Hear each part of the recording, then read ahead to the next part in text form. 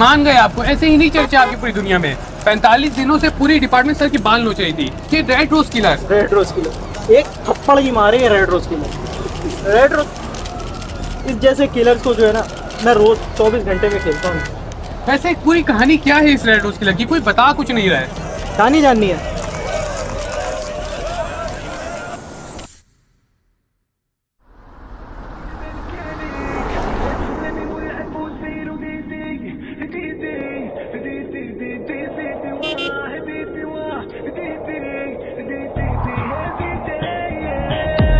Look who's back like they never left.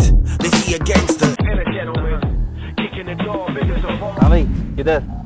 Carrom champion table अंदर है, क्या काम है? उसके बाद मैच फिक्स है। यस मिस्टर रॉय, आपका इंतजार कर रहे हैं।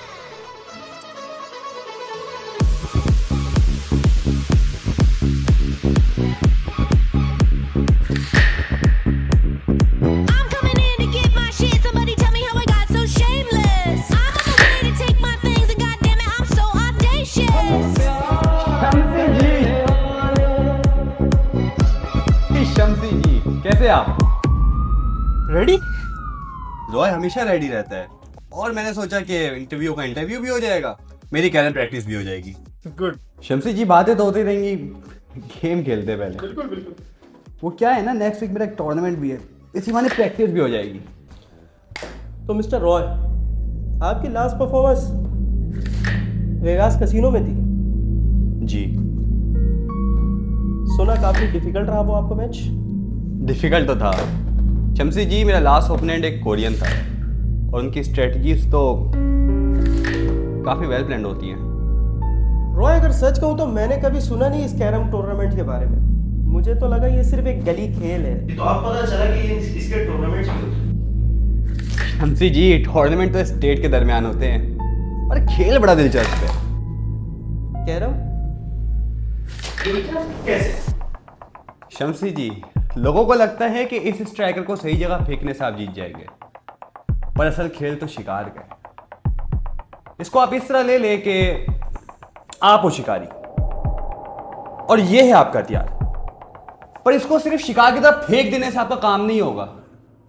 आपको इस बात का ख्याल रखना होगा कि जब ये हथियार शिकार के सर पर लगेगा तो वो भागेगा या पलटकर वार करेगा। कैरम को लेकर काफी संजीदा लगते हैं आप। शम्सी जी, मुझे नहीं लगता यहाँ पे सिर्फ कैरम ही है। बिल्कुल सही अंदाजा लगाया आपने।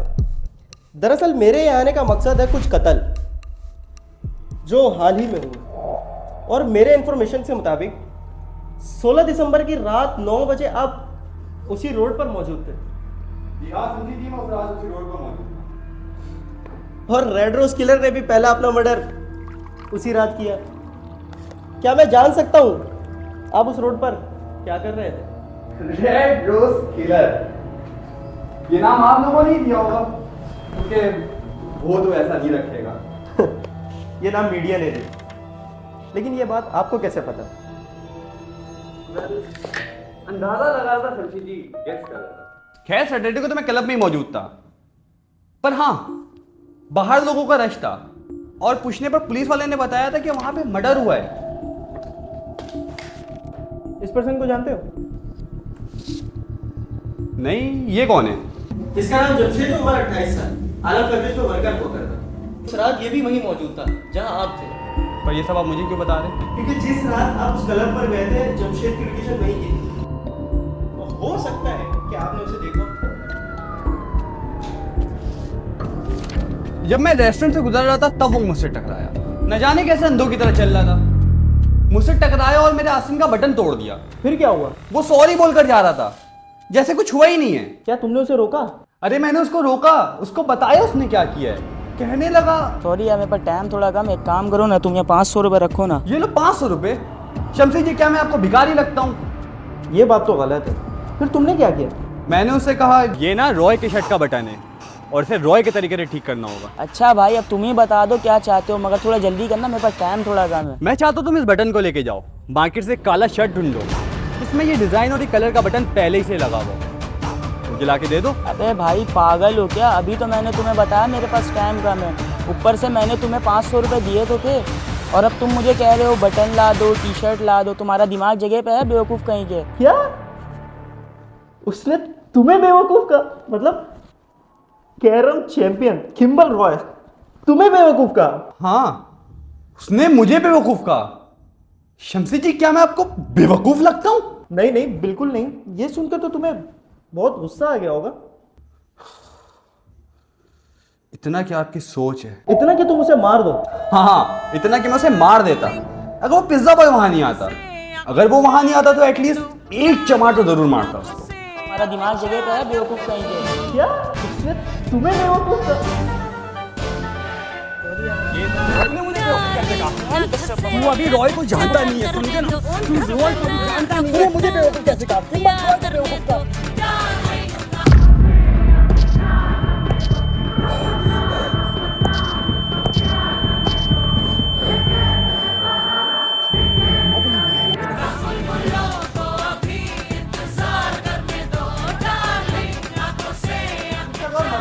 काफी बातें हो गई, अब थोड़ा अपने बारे में बताएं यार। क्या हॉबीज है आपकी? शमसी जी, सुनहरे रेत में ठहरने वालों के क्या शौक, शाह जरूरत। हम तो बस निकल पड़ते हैं, कभी ये शहर तो कभी वो शहर। अरे वाह भाई, आप तो शायरी भी करते हैं यार। शमसी जी, करते तो हम बहुत कुछ हैं, खैर आपको ही नहीं पता। इन औजारों की क्या कहानी है? शमसी जी, ये तो खुद में ही एक कहानी है।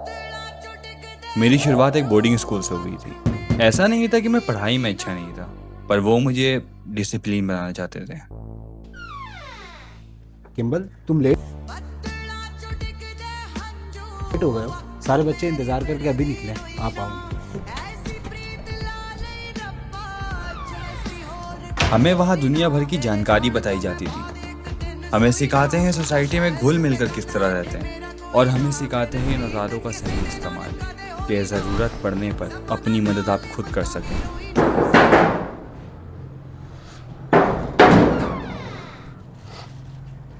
अरे शमसी जी, आप तो बहुत लकी हैं। ये बड़े गुरुजी के घर का रोल है। इसमें डाला कि उनके घर का थोड़ा मसाला और उनके हाथ का थोड़ा मैजिक। ट्राई करिए शमसी जी। टॉपिक स्टार्ट करते हैं वापस। इसका नाम रवि, उम्र 30 साल। ओहो शमसी जी, क्या दिखा रहे हैं आप आते वक्त?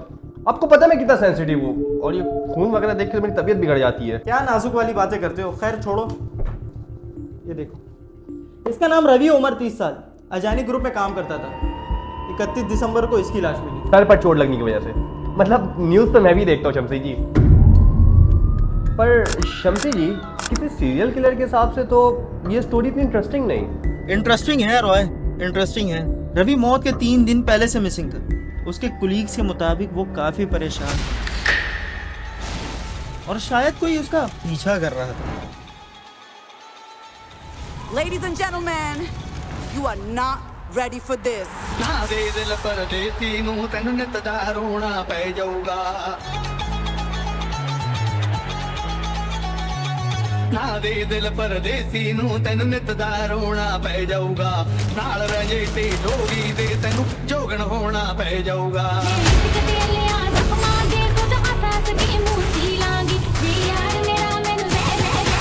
कौन हो तुम? कहाँ लेके जा रहे हो मुझे? कहाँ लेके जा रहे हो मुझे? छोड़ो ये। रवि, इसमें तुम्हारी कोई गलती नहीं है, हमारी किस्मत ही शराबित है। Get ready. I'm a king, but I bop, I'm a saint. They call me a bad man, that's a fucking good thing. Mama said swing back when another man swings, so I made my mama proud and they made their heads ring. Father forgive me, I can forgive them. You know my history, know what I did then, and what I do now, a whole lot worse. Heavy is the head, it's a blessing. तो रॉय, सबसे important, Ravi को आखिरी बार तुम्हारे ही हीरे पर देखा गया था।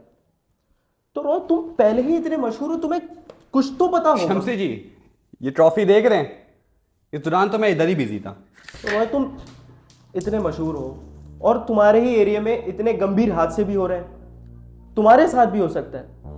तुम्हारे पास कुछ तो पर्सनल वेपन होना ही चाहिए मेरे हिसाब से। कुछ कट्टा हो, कुछ AK-47 टाइप, या कुछ कम से कम पिस्टल तो हो, या सिर्फ ये गार्ड ही लेकर घूमते हो।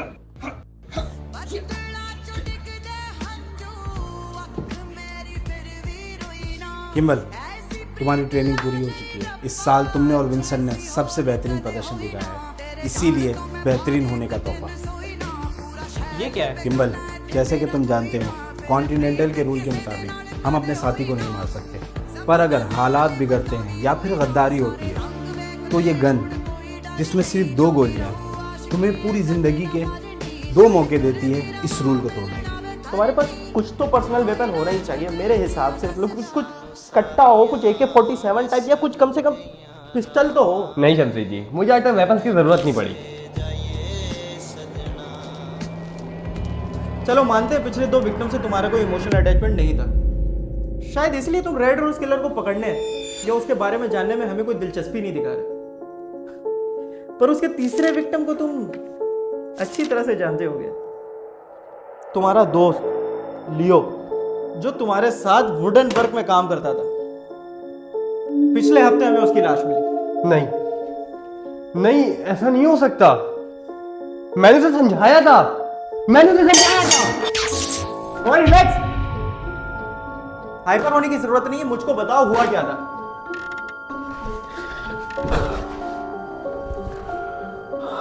लियो क्या कर दिया तूने?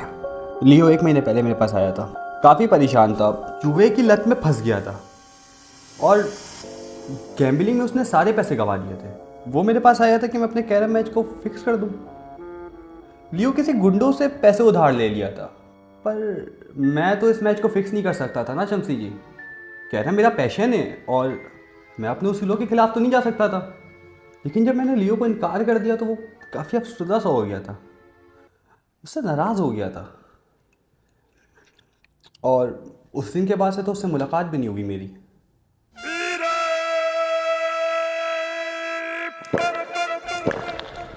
रॉय, तेरा कहने का क्या मतलब है? ये सारे कत्ल तूने किए यार? तेरा दिमाग तो तू पागल हो गया, तू बर्बाद हो जाएगा, तेरी जिंदगी बर्बाद होगी, तू जेल चला जाएगा। यार लियो तू बैठ जा आराम से, मेरे लिए कोई मुश्किल की बात नहीं है, मैं निकल जाऊंगा इससे। यार तू समझ रहा नहीं है, तू बहुत ज्यादा गहरा फंस गया इसमें। पर उसके तीसरे विक्टिम को तुम अच्छी तरह से जानते हो। ये जानने में एक लॉयर है, मैं तेरा उससे बात करवाता हूँ, तेरा सारा मसला हल कर देगा। तुम्हारा दोस्त लियो, जितना तू समझ रही चीजें उतनी आसान नहीं है। खैर क्या कर सकते हैं। लियो, तुमको मेरा सच्चा दोस्त निकला, तुझे तो मेरी बहुत फिक्र है। जोहर हमेशा अपने दोस्तों को ऊपर जाते देखना चाहता है, तो तुझे मेरी सच्चाई भी पता चल गई है, तो तुझे कुछ करना पड़ेगा। क्या कर रहे हैं ये? और रिलैक्स, हाइपर होने की जरूरत नहीं।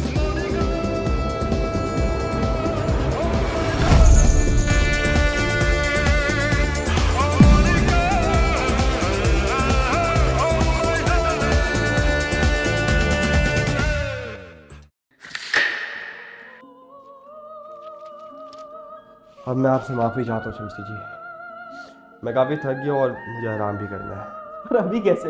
अभी तो हमें चौथे मर्डर के बारे में भी बात करना है। मैंने बताया ना अभी आपको, मैं थक गया हूँ काफ़ी, और वैसे भी ये इतना ज़रूरी नहीं है। जरूरी तो है रॉय, जरूरी तो है, क्योंकि अगर हम चौथे मर्डर के बारे में बात नहीं करेंगे तो कातिल तक कैसे पहुंचेंगे? कातिल को पकड़ना तो आपका काम है ना, मेरा नहीं।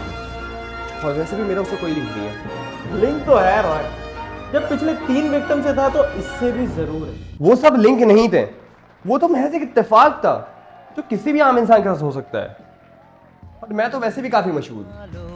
इत्तेफाक ही तो नहीं था तुम्हारा इस शख्स के साथ लड़ना और उसका 1 घंटे बाद मर जाना, उसके 1 घंटे बाद उसका मर्डर हो जाना, ये इत्तेफाक तो नहीं लगता। मेरे दोस्त, मैं एक इंस्पेक्टर हूँ, अपनी उम्र से ज्यादा केसेस सॉल्व किए मैंने, और मैं तुम्हें बात बता दूं, ये इत्तेफाक वाली बातें सिर्फ फिल्मों और किताबों में अच्छी लगती हैं, रियल लाइफ में सिर्फ और सिर्फ प्लानिंग होती है। तुम्हारे कहने का क्या मतलब है शमसी? तुम्हें लगता है सारी मेरी प्लानिंग है? मैंने इन लोगों को मारा, मैं जिम्मेदार हूं इसके लिए? सीरियस रॉय, मैं बताता हूँ मुझे क्या लगता है। मुझे लगता है कि तुम एक हाइपर इंपल्सिव साइको और 1 नंबर के झूठे, और मुझे लगता है कि लियो को तुमने मारा होगा इस वायर से, जो बिल्कुल मेरे पीछे ही पड़ी थी, और इसका साइज भी बिल्कुल फिट बैठता है लियो के गले में मिले निशान से। या फिर रवि, इसकी बॉडी देखकर लगा कि उसे किसी भारी चीज से कुछ लगा है। मुझे ये दीवार काफी मजबूत दिखती है, या फिर इस दीवार पर पड़े हुए खून के निशान, जो शायद कभी ना धुले, या फिर जमशेद, जिससे लड़ने के बाद तुम अपने घर जा चुके थे, तुम्हारे मुताबिक। दरअसल सच्चाई यहाँ भी छुपी है। ठीक 1 घंटे बाद तुम उस रोड वापस जाते हो जहाँ जमशेद मौजूद होता है, और उस वक्त रोड पर खामोशी भी छा चुकी थी। उसी दौरान तुमने अपने औजारों का इस्तेमाल किया होगा उसे मारने के लिए। शायद ये अहमद जो तुमने अभी अपने हाथ में पकड़ा।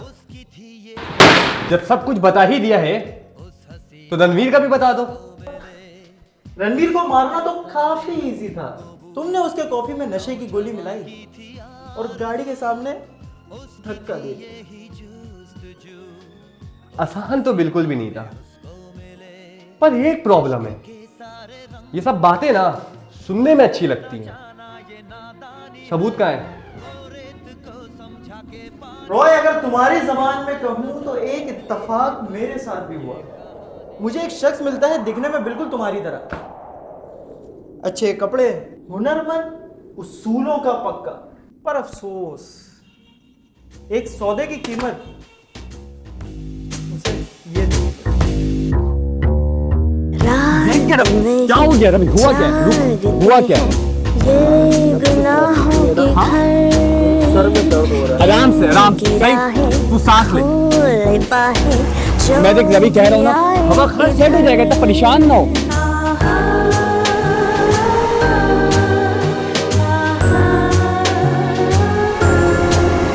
ये है गुमराहों का रास्ता, मुस्कानें झूठी हैं, पहचानें झूठी चले या फिर हैं, कोई और प्लान? रंगीनी है छाई, फिर भी है तन्हाई। कल इन्हीं गलियों में, इन मसली गलियों में तो ये धूम थी, जो रूह प्यासी है जिसमें उदासी है वो है घूमती। सबको तलाश वो ही समझे ये काश कोई।